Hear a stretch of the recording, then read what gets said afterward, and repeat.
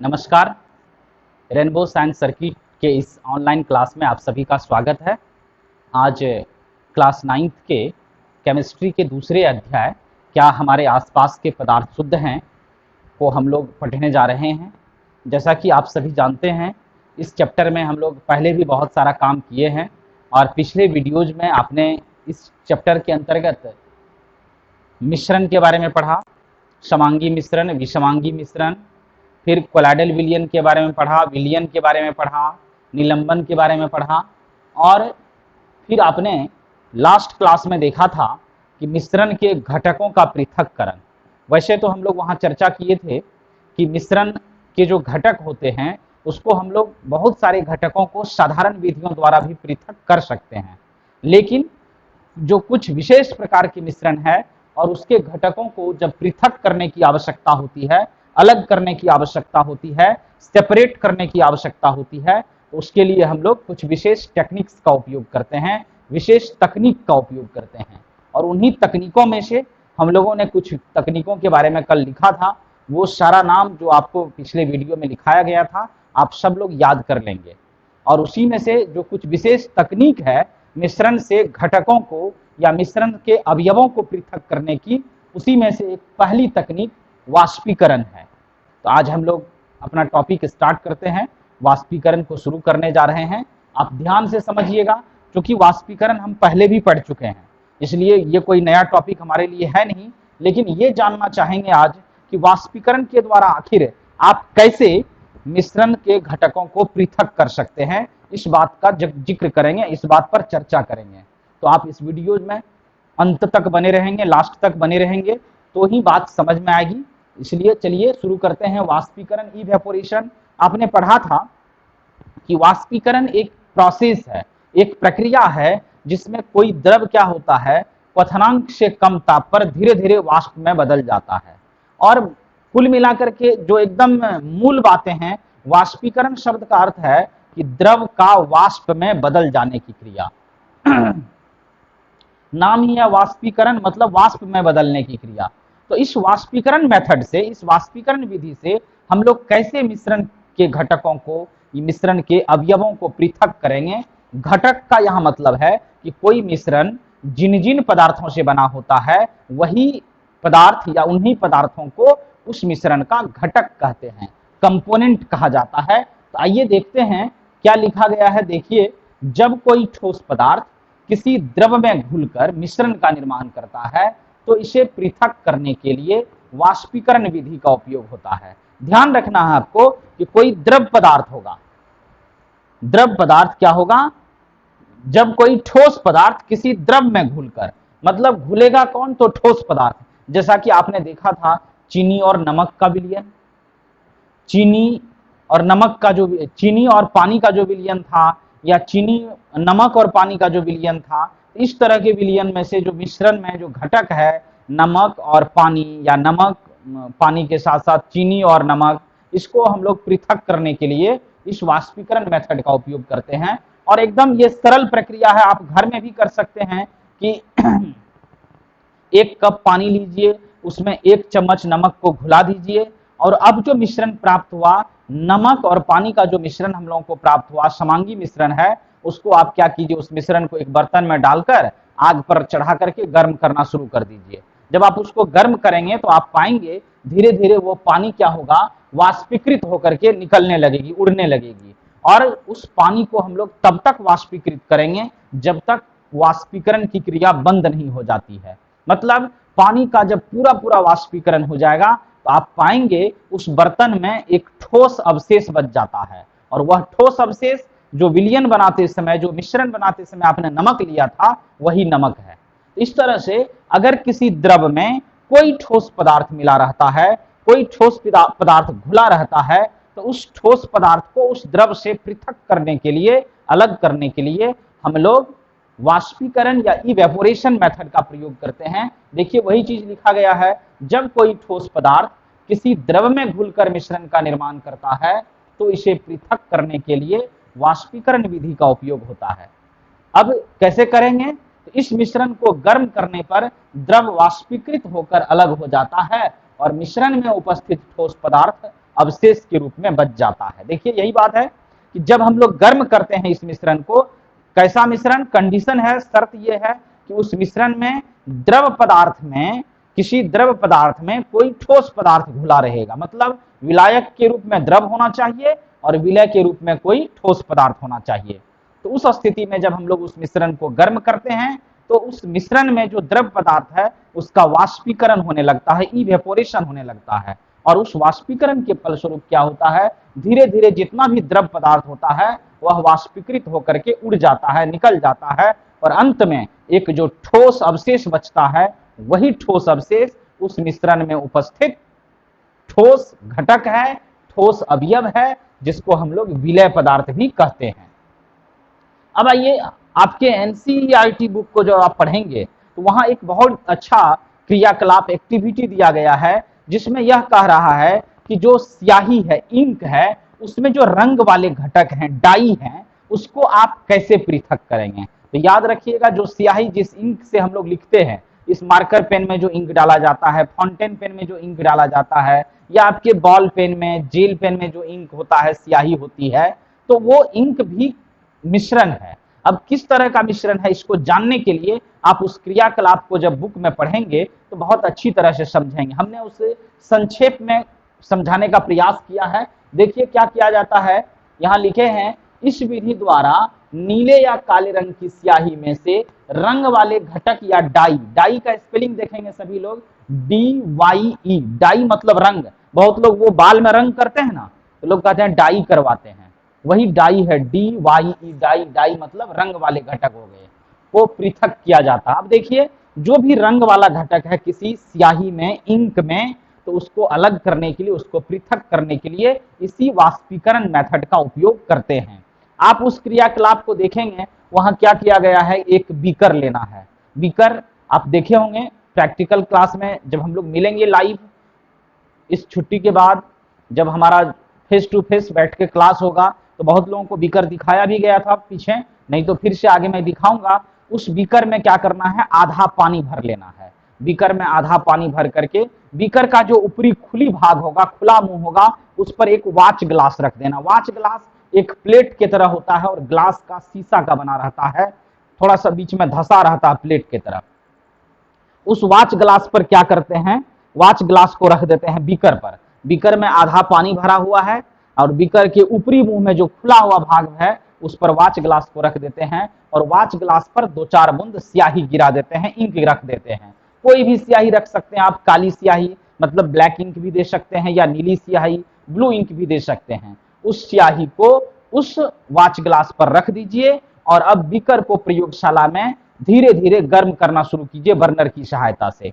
जब बीकर को आप गर्म करेंगे तो बीकर में जल रखा हुआ, आधा जल से भर दिए हैं बीकर को, तो बीकर का जो जल है वह गर्म होगा। जल जब गर्म होगा तो वाष्प में बदलेगा, उसका वाष्प ऊपर उड़ना शुरू करेगा, और चूंकि उस बीकर के मुंह पर, ऊपरी खुले हुए भाग पर आपने वाच ग्लास रख दिया है, तो उस वाष्प से वाच ग्लास गर्म होगा, और वाच ग्लास जब गर्म होगा तो उस वाच ग्लास के ऊपर में इंक रखा हुआ है, स्याही रखी हुई है, तो सीधी सी बात है अब वो स्याही फिर गर्म होना शुरू होगा। हम लोग डायरेक्ट स्याही को गर्म नहीं करते हैं, प्रत्यक्ष रूप से नहीं करते हैं, उसको अप्रत्यक्ष रूप से गर्म करते हैं। जैसे कि बहुत लोग प्रेशर कुकर के अंदर सेपरेटर या कोई बर्तन रख करके चावल पकाते होंगे, प्रेशर कुकर में पानी दाल दे दिए सब चीज, और उस दाल तो पक ही रहा है, उसी वाष्प से, उस दाल के वाष्प से अंदर में जो चावल रखा हुआ बर्तन में पानी वो पकता है। तो इनडायरेक्ट रूप से हम लोग उस स्याही को गर्म करते हैं, इंक को गर्म करते हैं। कुछ देर के बाद हम लोग क्या देखते हैं कि धीरे धीरे स्याही का वाष्पीकरण होने लगता है, मतलब स्याही में से वाष्प बन करके ऊपर उड़ने लगता है। आप एनसीईआरटी बुक खोलेंगे, वहां एकदम क्रियाकलाप को समझाया गया है।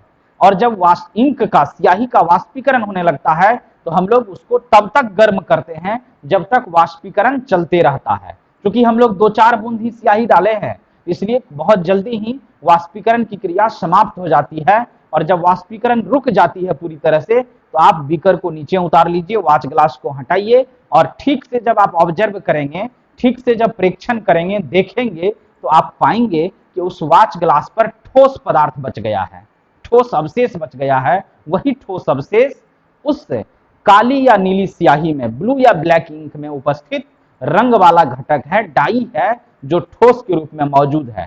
इसका तात्पर्य यह हुआ, इसका मतलब यह हो गया कि जो स्याही बनाई जाती है, जो इंक बनाया जाता है, तो किसी द्रव पदार्थ में, पानी हो या कोई और द्रव पदार्थ हो, किसी द्रव पदार्थ में किसी ठोस पदार्थ को घुलाया जाता है, मिलाया जाता है, और वाच ग्लास पर जो आपको ठोस पदार्थ बचा वही रंग वाला घटक है। उसी घटक के कारण, उसी पदार्थ के कारण स्याही का रंग काली या नीली हो जाती है। देखिए वही बात यहां लिखा गया है, इस विधि द्वारा नीले या काले रंग की स्याही में से रंग वाले घटक या डाई को पृथक किया जाता है।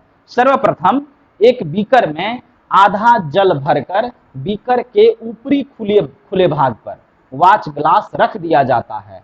इस वाच ग्लास पर कुछ बूंद स्याही रखकर बीकर को गर्म किया जाता है, जिसके कारण अप्रत्यक्ष रूप से स्याही भी गर्म होकर वाष्पीकृत होने लगती है। वही बात है कि जब आप वाच ग्लास के ऊपरी भाग में वाच ग्लास को रख देंगे बीकर पर, और जब बीकर को गर्म करेंगे तो बीकर का जो पानी गर्म होगा उसी से वाच ग्लास भी गर्म होगा, और वाच ग्लास पर रखे हुए स्याही का वाष्पीकरण होने लगेगा, जिसके परिणाम स्वरूप क्या होगा, देखिए अप्रत्यक्ष रूप से स्याही भी गर्म होकर वाष्पीकृत होने लगती है। जब वाष्पीकरण की क्रिया बंद हो जाती है, मतलब वाच ग्लास पर जो आपने इंक रखा था, स्याही रखी थी, जब उसकी वाष्पीकरण की क्रिया रुक जाएगी, पानी के वाष्पीकरण को नहीं रोकना है, पानी का वाष्पीकरण तो होते रहेगा, लेकिन जब वाच ग्लास पर रखे हुए स्याही का वाष्पीकरण रुक जाती है, तो यहां देखिए हम लोग लिखे हैं कि ये जो आपका वाच ग्लास पर ठोस अवशेष, वाच ग्लास पर ये ठोस अवशेष बच जाता है,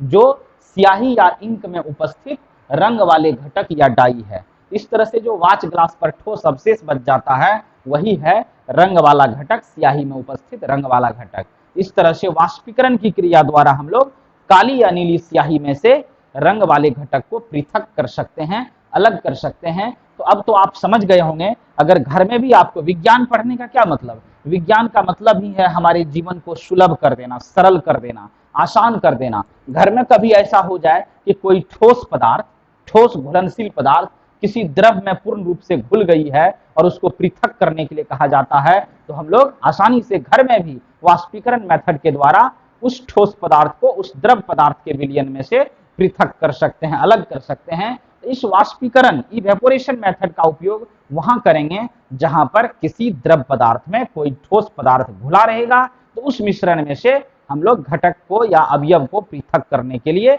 वाष्पीकरण मेथड का उपयोग करते हैं। ये पहला हमारा वाष्पीकरण समाप्त हो गया। मुझे उम्मीद है कि आपको ये बातें समझ में आई होगी। आप क्रियाकलाप पढ़ेंगे, आपके बुक में सारा कुछ दिया गया उसको भी पढ़ेंगे, तो निश्चित रूप से सारी बात आपको समझ में आ जाएगी। क्योंकि मैं फिर आपका ध्यान आकृष्ट करवाता हूं कि हमारा चैप्टर ही है क्या हमारे आसपास के पदार्थ शुद्ध हैं। अभी हमने आपको कहा कि घर में भी आप इस क्रियाकलाप को कर सकते हैं कि आप ये स्याही छोड़ दीजिए, स्याही नहीं मिलेगा, नमक और पानी को मिला दीजिए और फिर उसको गर्म कर लीजिए। तब तक गर्म कीजिए जब तक सारा पानी उड़ नहीं जाए। आपके घर में बीकर नहीं है, आपके घर में कड़ाही होगा, सस्पेन होगा, छोटा डेगची होगा, किसी भी बर्तन में गर्म कर लीजिए नमक और पानी के मिश्रण को। आप देखेंगे कुछ देर के बाद पानी उड़ जाएगा और नमक आपको बर्तन में ठोस के रूप में बच जाएगा। यही है वाष्पीकरण। इस मेथड से आप आसानी से जब किसी द्रव पदार्थ में कोई ठोस पदार्थ घुला रहेगा तो उसको पृथक कर सकते हैं, अलग कर सकते हैं। तो ये मिश्रण से अवयवों को पृथक करने की पहली विधि थी वाष्पीकरण। अब हम लोग आते हैं दूसरे मेथड पर।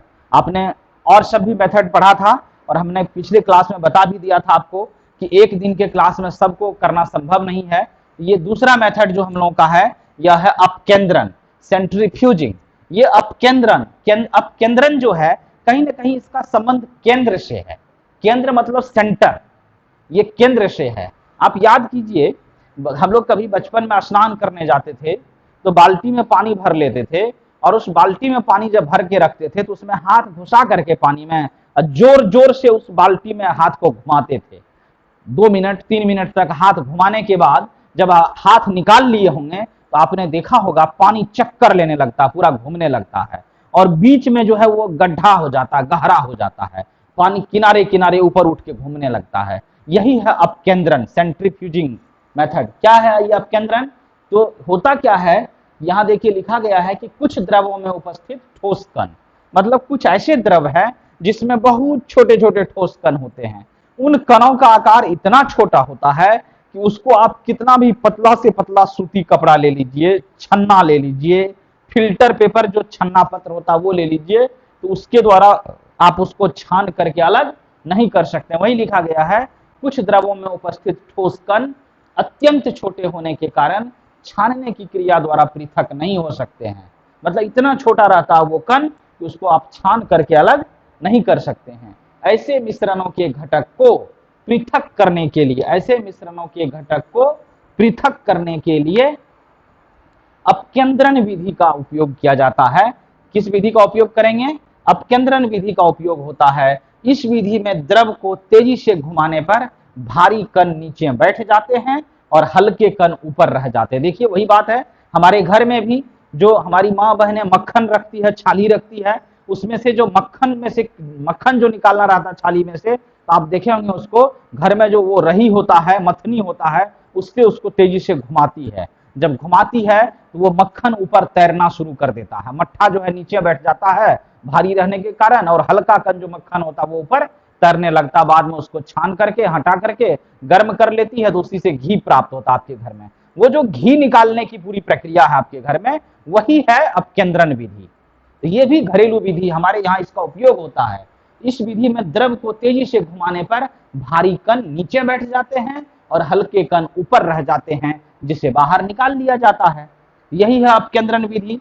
अब दूध से क्रीम को पृथक करने के लिए, जहां दूध की पेड़ाई होती है डेयरी फार्म में, आपने नाम सुना होगा, कई तरह के डेयरी फार्म अपने यहाँ भी हैं, तो उस डेयरी फार्म में जहां दूध भेजा जाता है किसानों का, पशुपालकों का, और उस दूध में से मक्खन निकाला जाता है। बाजार में से जब आप दूध खरीदने गए होंगे, वो डेयरी वाला दूध, तो आपने देखा होगा उस पर लिखा रहता है फुल क्रीम दूध, toned milk, double toned milk. ये full cream, toned, double toned, इसका मतलब ये हो गया कि फुल क्रीम दूध का मतलब होता है कि जैसा दूध डेयरी फार्म वाला खरीद कर ले गया, किसानों से कलेक्ट करके ले गया, उसको पास्चुराइज करके शुद्ध करके उसी रूप में पैक कर दिया, मतलब उसका क्रीम पूरा पूरा दूध में बचा हुआ है, वो फुल क्रीम दूध हो गया। लेकिन उस फुल क्रीम दूध को अगर मशीन में दे करके, इस अपकेंद्रण मशीन में दे करके उसका एक बार क्रीम निकाल लिया, तो वो हो गया टोन्ड मिल्क आपको।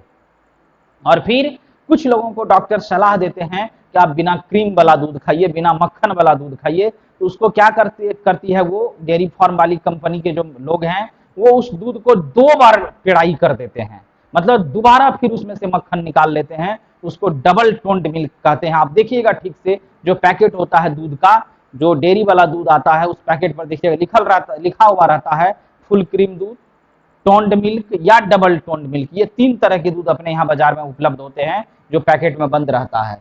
इस तरह से दूध से क्रीम को पृथक करने के लिए इसी विधि का उपयोग होता है। और आप देखे होंगे इस विधि के द्वारा गांव घर में भी जो कुछ दूध बेचने वाले होते हैं, जब किसानों से वो दूध को कलेक्ट करता है, तो हम लोग देखते थे बचपन में हाथ से पेड़ाई करने वाला मशीन होता था, उसके बाद दूध को डाल दिया कंटेनर में और हाथ से घुमा रहा, तो दूध तेजी से घूमता था और मक्खन अलग होकर के निकल जाता था, फिर बाकी दूध को वह बाजार में जाके बेचता था। तो वही लिखा गया है, इस विधि का उपयोग होता है। इस विधि में दूध को अपकेंद्रीय यंत्र, सेंट्रीफ्यूजिंग मशीन, जो दूध पेड़ाई करने वाला मशीन है, उसी को अपकेंद्रीय यंत्र, सेंट्रीफ्यूजिंग मशीन कहते हैं, में तेजी से घुमाया जाता है। उस मशीन में दूध को डालकर और तेजी से दूध को घुमाया जाता है, जिसके फलस्वरूप दूध में से क्रीम पृथक हो जाता है। इस तरह से दूध में से क्रीम क्या होता है? अलग हो जाता है। अब देखिए, इसके अलावा चूंकि जो भी विज्ञान की विधि होती है, विज्ञान का मेथड होता है, ऐसा नहीं किसी एक काम के लिए वो बना है, उससे हम लोग कई काम ले लेते हैं और सब भी उपयोग है उसका। ये जो अपकेंद्रण मेथड है, बाद में वैज्ञानिकों ने सोचा तो देखा, पाया, खोज करने पर यह विधि हमारे लिए काफी उपयोगी है। ऐसा नहीं कि केवल दूध में से क्रीम को अलग करने में ही इस मेथड का उपयोग करते हैं, और सब कामों में भी इस मेथड का उपयोग है। और आप देख लीजिए, यहाँ लिखा गया है, इसके अतिरिक्त जांच प्रयोगशाला में, आप जो लेबोरेटरी में कभी ब्लड टेस्ट करवाने गए होंगे, तो कई तरह के ब्लड टेस्ट में ब्लड में जो उपस्थित कण हैं उसको भी पृथक करने के लिए, क्योंकि ब्लड के कण हम लोग पढ़े थे, ब्लड एक तरह का कोलाइडल सॉल्यूशन है, उसके कण का आकार बहुत छोटा होता है। उन कणों को भी पृथक करने के लिए, उन कोशिकाओं को भी पृथक करने के लिए इस अपकेंद्रण विधि का, इस सेंट्रीफ्यूजिंग मशीन मेथड का उपयोग किया जाता। वही लिखे हैं, इसके अतिरिक्त जांच प्रयोगशाला में, जांच प्रयोगशाला जहां हम लोग ब्लड यूरिन टेस्ट करवाते हैं, जांच प्रयोगशाला में रक्त, यहाँ देखिए लिखा हुआ रक्त, ब्लड और मूत्र यूरिन की जांच करने में भी इस विधि का उपयोग होता है। इसके साथ साथ कपड़े धोने की मशीन, जो वॉशिंग मशीन होती है, उसमें भींगे या गीले कपड़ों से जल निचोड़ने में इसी अपकेंद्रण विधि का उपयोग किया जाता है। अब देखिए क्या हुआ कि ये जो अपकेंद्रण मेथड है, जो आपके पाठ्य पुस्तक में दिया गया है कि दूध से क्रीम को कैसे पृथक करेंगे, तो दूध से क्रीम को पृथक करने के लिए अपकेंद्रण मेथड, अपकेंद्रण विधि का प्रयोग करेंगे। तो अब इस अपकेंद्रण विधि का उपयोग और क्या क्या हो सकता है, तो याद रखना है आपको, इस अपकेंद्रण विधि के द्वारा ब्लड की जांच करने में, रक्त की जांच करने में, मूत्र जो पेशाब होता है यूरिन, उसके जांच करने में भी होता है। इसी मेथड का उपयोग प्रयोगशाला में टेक्नीशियन द्वारा किया जाता है, डॉक्टर द्वारा किया जाता है। और जो वॉशिंग मशीन होती है, उसमें जो कपड़े को धोया जाता है, तो उस वॉशिंग मशीन में धुले हुए कपड़े में से, अब तो ऐसे ऐसे आधुनिक वॉशिंग मशीन है कि आप उसमें कपड़े डालेंगे और उधर से सूखा हुआ कपड़ा लगभग निकल जाएगा। तो उसका जो पानी निचोड़ करके निकाला जाता है, इसी अपकेंद्रण विधि से उस कपड़े का पानी निचोड़ा जाता है। और मैं आपको एक उदाहरण देकर समझाता हूं कि हमारे यहाँ जब बहुत पहले वॉशिंग मशीन नहीं हुआ करता था, तो उस समय भी हम लोग इस मेथड का उपयोग करते थे। आप याद कीजिए, जाड़े के मौसम में हम लोग चादर, जो ओढ़ने वाला चादर होता, ऊनी शॉल, उसको धोते थे। तो मुझे याद है बचपन में हम लोग क्या करते थे, खुले जगह पर पकड़ करके उसको जोर से घुमा देते थे। याद कीजिए, आप चादर को एक सिरा पर पकड़ लिए और जोर से घुमा दिए। जोर से जब घुमाते थे तो उस चादर में से पानी भागना शुरू कर देता था, दूर दूर तक पानी उड़ने लगता था। और आप 5-10 मिनट तक जब घुमा दीजिएगा तो बहुत सारा पानी उसका बाहर निकल जाता है, उड़ जाता है। बस यही काम आज वॉशिंग मशीन कर रहा है। उसको जब तेजी से घुमाया जाता है तो पानी दूर भाग जाता है। तो इस तरह से वॉशिंग मशीन में जो भीगे या गीले कपड़े होते हैं, उसमें से जल को निचोड़ने के लिए, जल को निकालने के लिए इसी अपकेंद्रण विधि या सेंट्रीफ्यूजिंग मेथड का प्रयोग किया जाता है। इस तरह से आपने देखा कि अपकेंद्रण विधि का उपयोग हम लोग वैसे मिश्रण में से घटकों को पृथक करने में करेंगे जिसमें बहुत सूक्ष्म कण, बहुत छोटे छोटे कण घुले रहते हैं। इस तरह से अपकेंद्रण विधि के द्वारा दूध से क्रीम को पृथक करेंगे। अपकेंद्रण विधि के द्वारा आप ब्लड और यूरिन का टेस्ट कर सकते हैं। अपकेंद्रण विधि के द्वारा वॉशिंग मशीन में भीगे या गीले हुए कपड़ों में से जल को निचोड़ कर बाहर कर सकते हैं। इसके अतिरिक्त और सब भी ढेर सारी विधियां हैं जिसके बारे में आप जानेंगे। तो ये अपकेंद्रण विधि हो गई, और ऊपर हम लोग वाष्पीकरण पर चर्चा किए। क्योंकि अब क्लास का टाइम लगभग समाप्ति की ओर है, तो बस इसी के साथ आज का क्लास समाप्त करेंगे। और आपसे निवेदन करेंगे, जो लोग नए नए चैनल को देखना शुरू किए हैं वो चैनल को सब्सक्राइब करें निश्चित रूप से। और अगर क्लास समझ में आवे तो 2 काम आपसे रिक्वेस्ट है, अवश्य करें। अगर समझ में आवे तो आप लाइक भी करें, ताकि हम लोग उससे समझते हैं कि कितने लोग हमें देख रहा है, कितने लोग हमें देखने में रुचि ले रहे हैं। इसलिए आप लाइक करें और अपने दोस्तों के बीच इस बात को शेयर भी करें, चैनल के बारे में बतावें कि एक ऐसा भी चैनल है, एक ऐसा प्लेटफॉर्म है सीखने का, विज्ञान पढ़ने का, जहां आप सिलसिलेवार एकदम क्रमबद्ध रूप से पूरा एनसीईआरटी सिलेबस को फॉलो करते हुए एकदम विज्ञान की पढ़ाई होती है। इसलिए उम्मीद है कि आप खुद भी पढ़ेंगे और लोगों को भी पढ़ने के लिए प्रेरित करेंगे। बस इन्हीं शब्दों के साथ आज का क्लास समाप्त करते हैं। धन्यवाद। जय हिंद।